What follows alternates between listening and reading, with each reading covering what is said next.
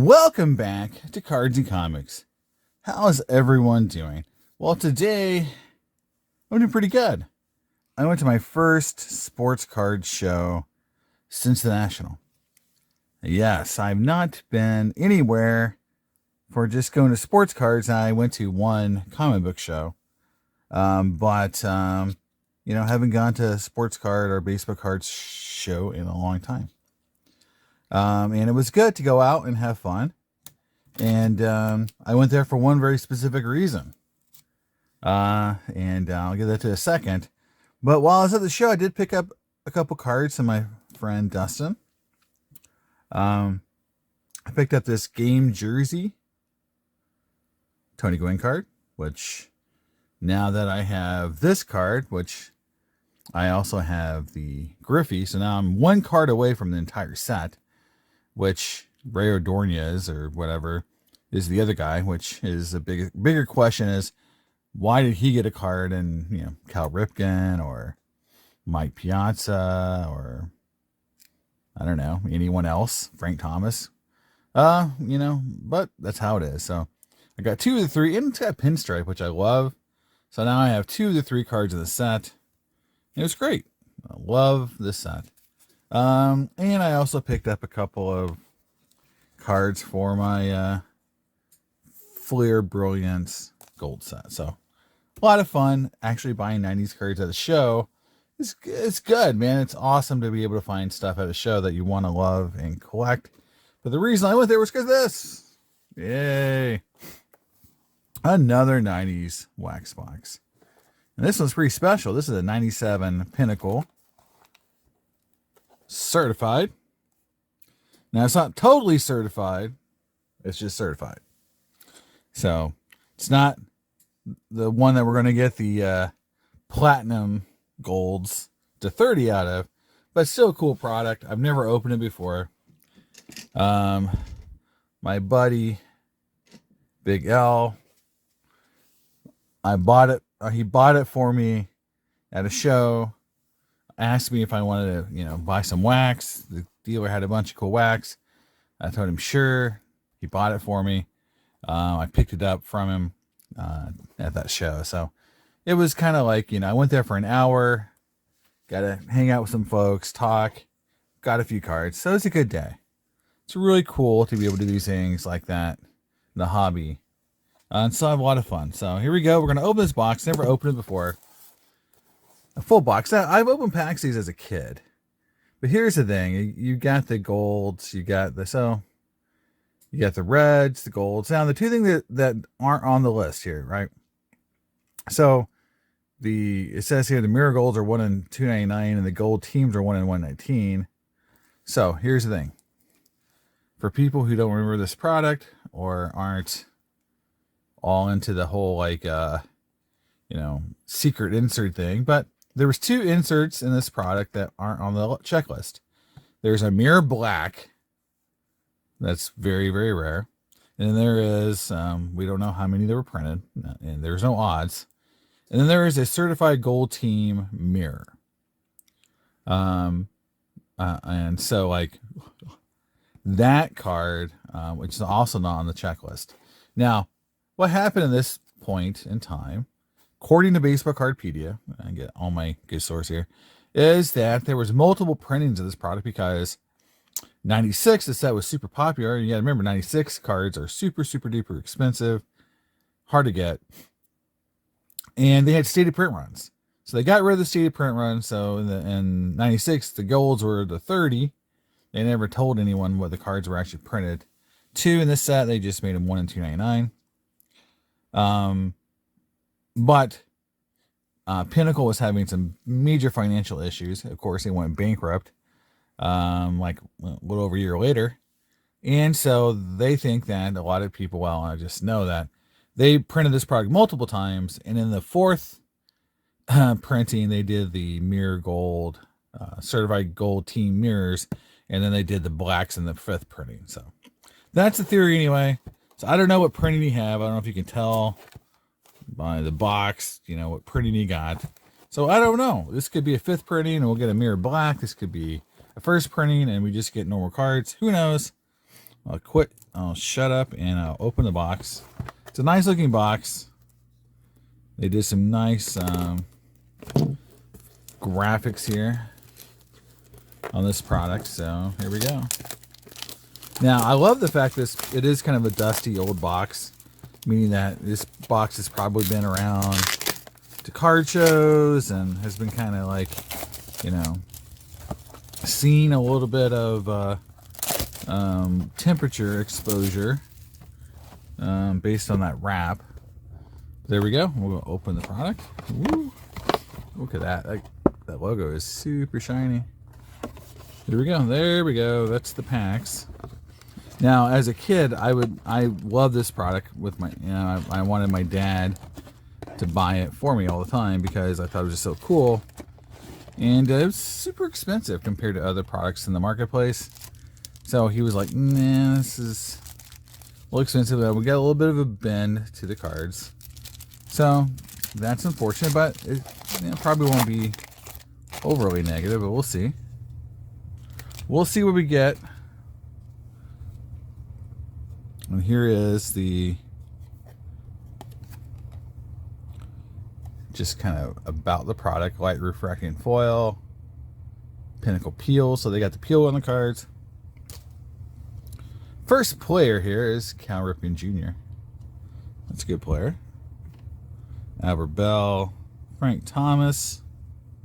There we go. Two cool players right away. Now, for people who have never seen a black or a black gold or black mirror, they look just like these cards, just they're shiny. So they almost look like a silver refractor in common vernacular. So there you go. Back when this set was first issued, only the blues and reds had, you know, that mirror finish, or that was a color you would find the mirrors in. So the black is just the base card in a mirror finish. So it doesn't sound very special, but they're super rare. So here we go. Now you can get regular colors, regular reds and blues. So and here's something odd. Look at that! Like what is this? Like I'm trying not to make it all super shiny, but it says King Griffey Jr. right here. I kid you not. There's the back. So I'm thinking this should have been a base card, but it looks like it was printed without one of the layers. Wow, that is bizarre. So I just want everyone to realize two things. One is, you know, if you go on eBay, there's a lot of people who sell like Topps Finest cards where they have separated the layers and they call them like, you know, these special like or proofs or whatever you want to call them, and trying to make a bunch of money, or errors. So I always want to make sure that on this video it is documented proof that this King Griffey Jr. card right there is real. Like, I didn't make this card in my basement. This is how it came out of the pack. That's mighty bizarre, Gus. That is crazy. I don't know. I mean, it's so weird. I've never seen a card like that, but then just to have it in the middle of a pack, look at that. That's weird. I don't know what to make of it. I don't know if it's cool, if it's rare, if it's very common for do that, because this is the first time I've opened this product. But if someone may want to comment on that, I don't know. It is. I'm going to put it in the sleeve. I'm just going to keep it because I think it's like cool that this kind of error came out of a pack directly. And I did not make it. This is not a homemade weird variation or whatever. This came out of a pack, guys. That is so weird. I'll move it over a little bit. Wow. That is it's just so, I hate to say it, bizarre, but man, that is weird. Why that is that way. Wow. Try not to get all the glare on these cards. Yeah, I'll do something like that. But yeah, that is just crazy. Okay, well, off to a strange start. That's great. This pack looks like it's already been opened, even though I know for sure it's not. So, quality control, very lacking here on these first packs here from Certified. The weirdo card there just kind of, you know, highlights that. Wow, that's so pretty weird pack. I know Hall of Famers are all on that pack. So, yeah, this has been weird. I must say, the packs feel really weird. They're very, very soft, like foil packs were used for this. So, all right,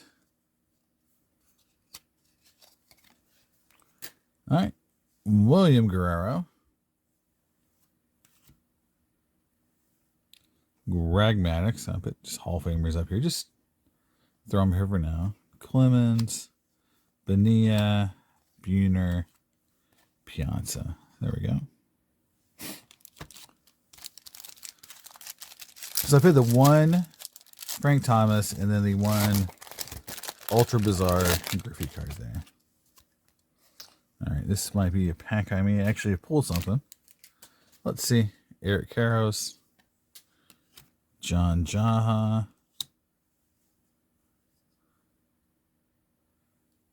Dwight Gooden, and then here is one of the inserts. Lasting impression die cut. And it's Chuck Knobloch. Boo. Not the not who I'd want to head out of a pack. John Lutland and Jason Kendall. So a little bit of pirate action going on there. So yeah, leave me in the comments what you think of this card, that weirdo Griffey card might be worth, because that you think it's worth anything. Is it just one of those like misprints that, you know, people just don't care about? Archie Clemens. Oh, looks like there's something else in here. Jose Canseco. King Caminiti. What I got here? Ooh, there we go. There is our first. Wow. Certified team is Albert Bell. Those are such beautiful cards. And the golds and the refractors of these versions are just so pretty. They did a really good job in these years to make these cards look really nice. So you can't fault design for this product. And Pinnacle made some of the nicest looking products ever during this time period. So it wasn't the fault of the designers for sure for Pinnacle's failure. All right, we're about a third of the way through.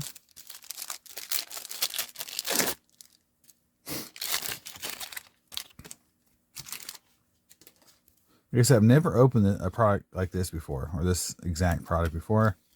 So I'm not sure kind of the hit rate in terms of like, because, you know, you can read the odds, but, you know, a lot of times you open products a lot, you'll realize kind of a pattern in how the cards are laid out, your expected hit.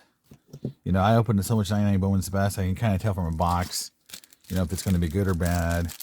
You know, are you going to get more hits than normal?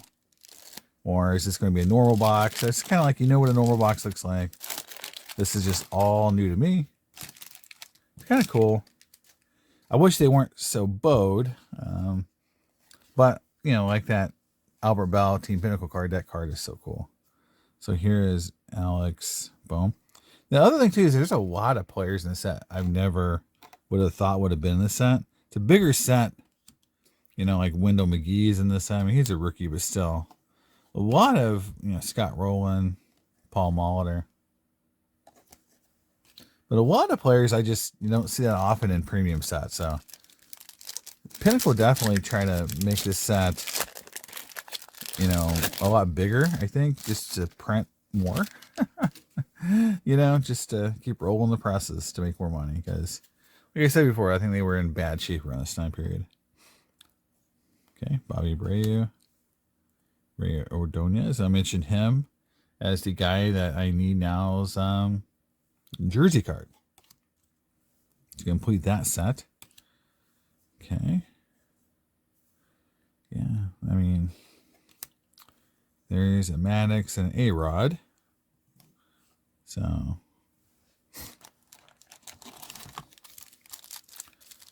yeah, it is probably going to be my last break before Christmas.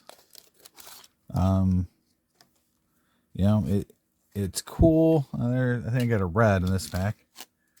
Something red, anyway. It's cool to have a few products to open at Christmas time. When I go down to Indiana, I usually stop at my buddy Andy's shop,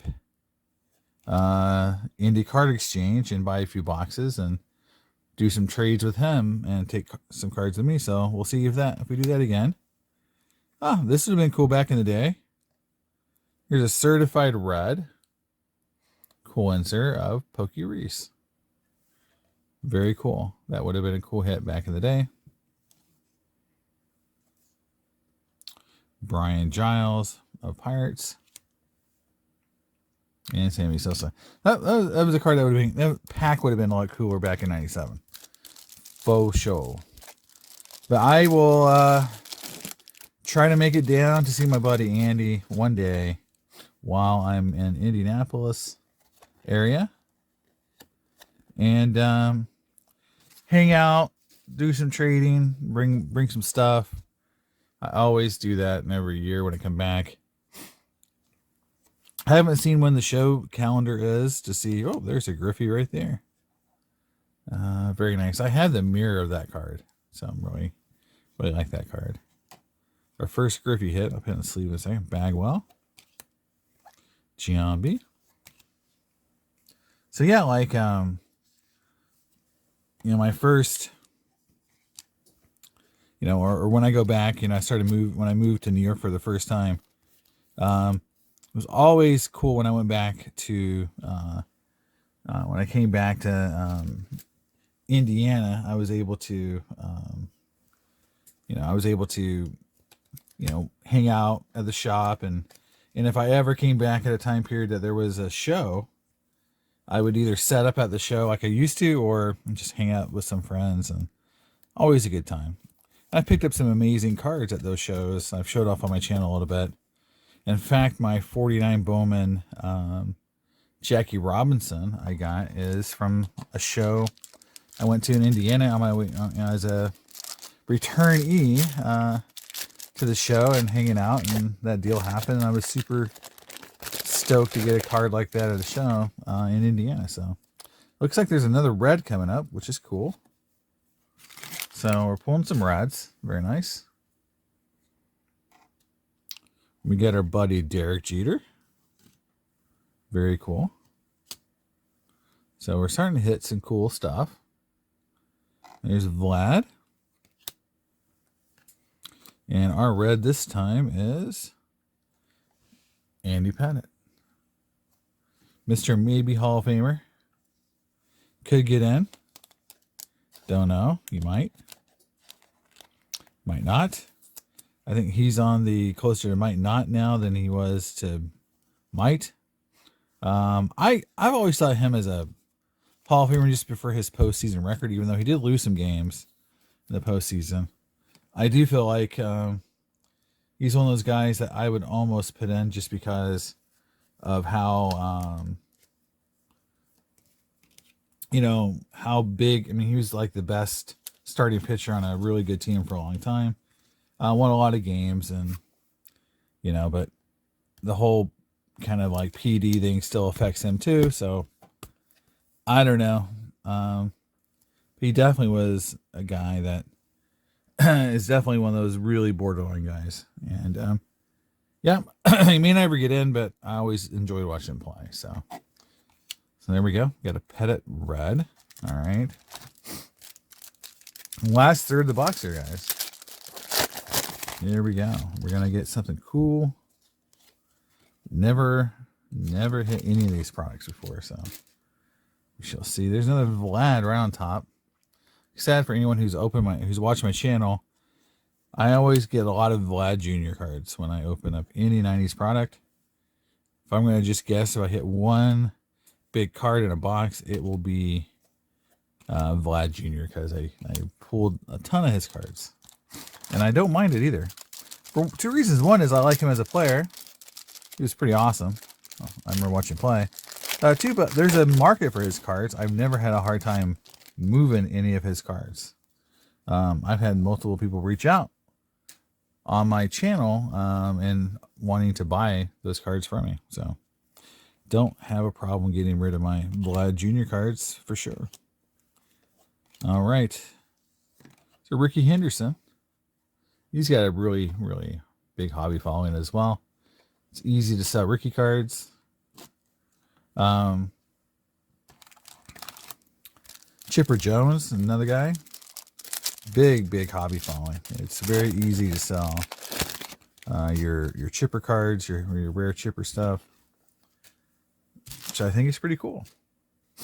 These guys have markets that you don't have to hit the Griffey to get cards that people want and are easy to sell. So it's not just one player. Barry Larkin. It's a Barry Bonds. Cool. And behind him is a certified red of Jason Giambi. There we go. All right. Rondell White, Mike Mussina. Those are Mr. Barry Bonds. It's another cool base card.